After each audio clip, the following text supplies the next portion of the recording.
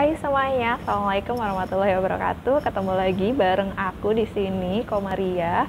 Posisi aku masih sama ya teman-teman, di tempat kerja dengan kondisi di luar hujan. Jadi selama menunggu hujan, ya alangkah baiknya kalau aku berbagi sama kalian ya di video ini.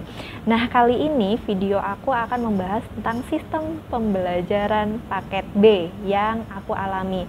Jadi ingat kata kuncinya, sistem pembelajaran paket B yang aku alami, berarti sesuai dengan pengalaman aku. Jikalau di luar ternyata teman-teman tidak merasakan sistem pembelajaran seperti aku minta maaf, karena kan setiap sistem pembelajaran itu beda-beda ya. Ada yang mungkin A atau mungkin yang B gitu ya. Jadi aku tidak bisa memaksakan sistem pembelajaran yang sama, tapi ini sih sesuai pengalaman aku aja, dan pengalaman aku ini sama kok sama beberapa paket B yang lainnya. Jadi ya semoga aja nggak jauh beda ya gitu ya.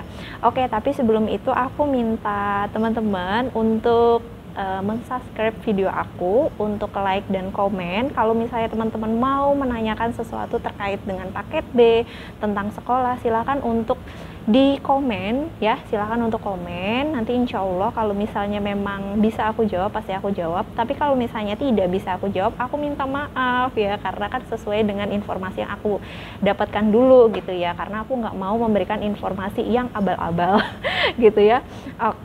Oke deh, kalau misalnya kayak gitu, teman-teman boleh share juga ya videonya kalau misalnya video ini bisa bermanfaat untuk orang lain gitu ya. Oke, kita langsung masuk ya ke tema kita, yaitu adalah sistem pembelajaran paket B itu kayak gimana sih Kak? Oke, sesuai pengalaman aku ya teman-teman, sistem pembelajaran paket B dan sistem pembelajaran sekolah biasa itu sebenarnya tidak jauh berbeda. Ibaratnya 11-12. Seperti itu ya. Tetapi yang membedakan itu adalah dari cara belajarnya aja. Kayak misalnya contoh gitu ya. Kalau di tempat aku dulu waktu paket B itu sekolahnya itu tidak setiap hari teman-teman gitu ya. Sekolahnya tidak setiap hari, dan kalau untuk sekolah reguler dia kan setiap hari. Terus apa aja sih yang kita pelajari gitu ya. Nah, untuk pembelajarannya itu juga sama. Kita juga dipelajarin misalnya kayak pelajaran IPA, pelajaran matematika, fisika ya nggak sih? Aku lupa ya, pokoknya pembelajaran yang ada di sekolah reguler ini juga diajarkan ke kita, termasuk bahasa Inggris dan segala macam gitu ya. Sama dong sama reguler, cuman bedanya adalah kalau misalnya kalau di paket B itu rata-rata yang mengajar itu adalah tutor-tutor. Kalau kita nyebutnya tutor ya sama aja sih sebenarnya kayak guru gitu. Biasanya kalau tutor itu ya kayak mahasiswa gitu ya, yang mungkin lagi magang, lagi ngajar kita, karena kan mereka mengambil pendidikan guru, biasanya mereka akan mengajar kita secara langsung gitu ya.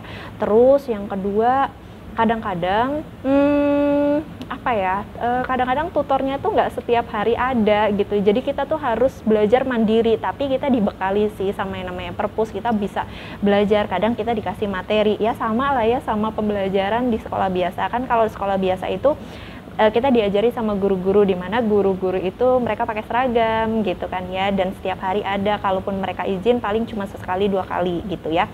Jadi sama, nggak ada bedanya antara sekolah paket B sama sekolah sekolah biasa pada umumnya. Jadi kita sama-sama belajar, kita tetap ada pembelajarannya, kita tetap ada presentasinya, kita juga tetap ada yang namanya ujian, ulangan, kita tetap ada teman-teman gitu ya. Cuman ya itu tadi yang membedakan. Oh iya, sama satu lagi yang membedakan adalah kalau misalnya sekolah biasa itu kan kita sekolahnya bareng sama teman-teman seumuran. Nah, bedanya kalau misalnya sekolah paket B ya, mohon maaf, ada beberapa teman-teman dari kita, khususnya teman-teman dari aku itu ada yang lebih muda, ada yang lebih tua dari aku, bahkan ada yang udah bekerja, bahkan ada juga yang dia sudah menikah. Itu paling perbedaannya di situ. Jadi kadang ya harus banyak bersabar ketika kita melanjutkan sekolah paket B, terus ada teman kita yang mungkin nggak paham tentang pembelajaran yang diberikan sama tutor kita atau guru kita pada saat itu. Karena kan balik lagi ya, rata-rata yang melanjutkan paket B itu kan karena memang mereka ada yang sudah putus sekolah udah lama, ada yang berhenti sekolah udah lama. Apa bedanya putus sekolah sama berhenti ya? Intinya dua inilah yang paling lama gitu ya. Jadi kita dibutuhkan untuk bisa berkonsentrasi jauh lebih ekstra gitu, berbeda dengan sekolah biasa pada umumnya. Kalau sekolah biasa pada umumnya kan ketika kita bertanya misalnya aja mengenai materi IPA gitu ya, pas kita nanya tentang materi IPA itu kan teman kita udah paham ya, karena ya sama-sama seumuran, sama-sama diajarin secara normal dari SD masuk ke SMP gitu ya. Tapi kalau paket B kan bisa jadi kayak aku dulu gitu kan, karena aku putus sekolahnya waktu itu pas SMP kelas 1 gitu ya. Jadi butuh waktu yang lumayan lama supaya bisa mencerna apa yang tutor kasih ke aku gitu. Jadi kadang lambatnya sih di situ aja. Paling itu sih perbedaannya. Jadi kalau misalnya ditanya sistem pembelajarannya kayak gimana antara paket B sama sekolah biasa, sama aja kok teman-teman gitu ya. Intinya kita harus tetap semangat, karena balik lagi kita kan niatnya adalah untuk belajar, untuk menggapai masa depan kita supaya kita menjadi orang yang sukses gitu ya. Jadi teman-teman jangan beranggapan kalau misalnya wah nih sekolah paket B pasti bakalan susah. Enggak susah, gampang, asik malah, karena kita jadi tahu gitu loh sama teman-teman kita gitu. Walaupun memang teman-teman kita itu beragam ya teman-teman, tapi kan dari situ kita jadi bisa bersosialisasi ya.